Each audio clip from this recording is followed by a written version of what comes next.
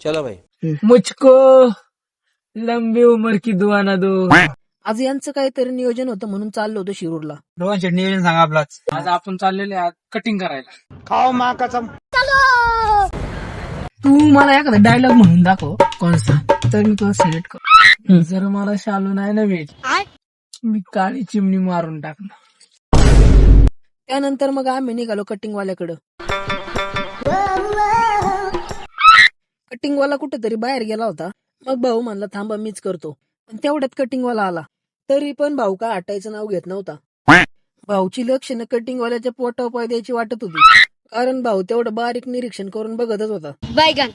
Cutting झाल्यानंतर भाऊच्या चेहऱ्यावरती सगळं शिकल्याचा आनंद साफ साफ दिसत होता. मग भाऊला विचारले शिकला का रे? बोल ना आता. बोल ना बोल. अब बोल ना. पण भाऊ काय बोलानाच. कैसा दिख रहा मैं? हाँ पूरा विलन. विलन दिख रहा विलन. मग भाऊला म्हणलं होऊन जाऊ द्या कधी शायरी. मुझको लंबी उम्र की दुआ ना दो. अच्छा. उतनी दी उतनी गुजार गेली. तर चला भेटू पुढच्या मिनी ब्लॉग मध्ये.